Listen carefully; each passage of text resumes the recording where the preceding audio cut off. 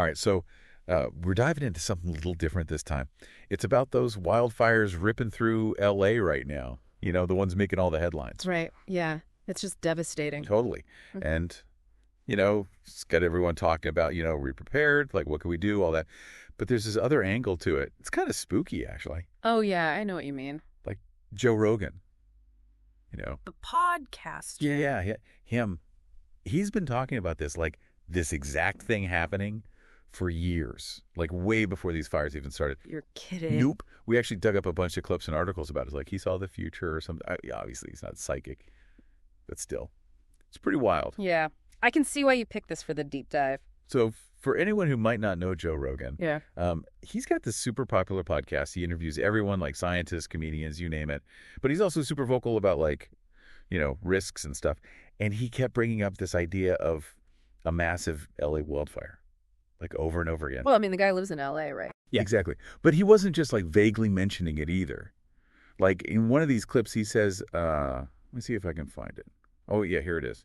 He says, one day it's just going to be the right wind and the fire's going to start in the right place and burn through L.A. all the way to the ocean.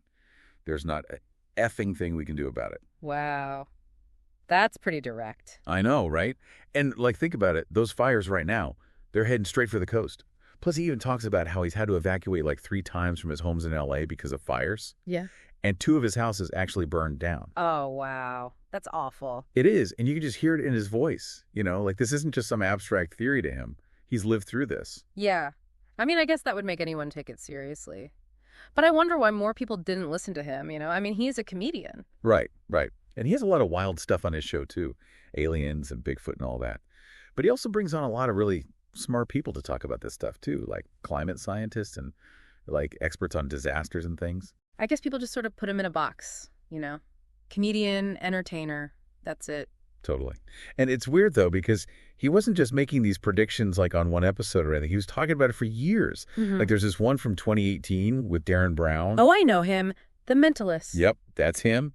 And then there's another one from 2019 with David Wallace-Wells, the author. Right. The guy who wrote The Uninhabitable Earth. Yep, that's the one. And then even more recently, like this summer, he had Sam Morril on, and they were talking about it again. So it's like a recurring theme for him. He's like the boy who cried fire, except the fire actually came. Exactly. Yeah. And the thing is, if you actually listen to him and the people he's talking to, it all makes sense. Like the science backs it up.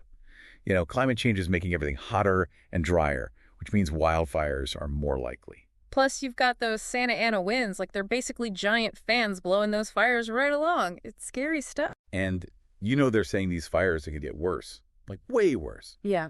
So what can we do? What should we be thinking about? Well, I mean, on an individual level, it's being prepared, right? Like having an emergency kit ready, knowing your evacuation routes, stuff like that. Right, having a go bag. Yeah. All those essentials. Exactly. And I mean, it's not just LA, it's anywhere that's dry and hot, really. Yeah.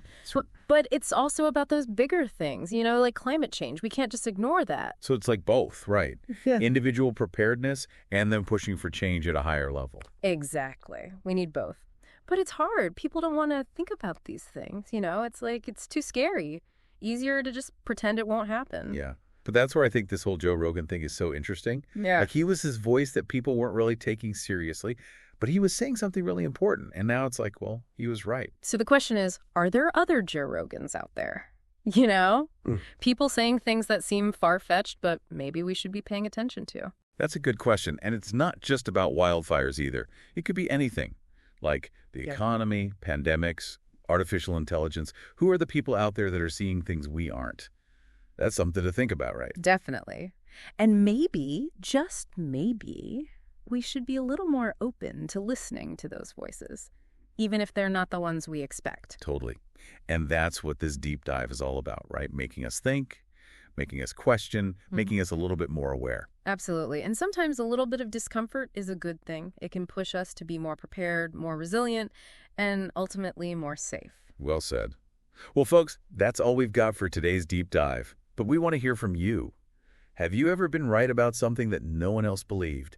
Hit us up in the comments. And hey, if you want to see all those Joe Rogan clips we were talking about, we've got them linked in the description. It's definitely worth a watch. Until next time, stay safe out there. And remember, sometimes the truth is stranger than fiction.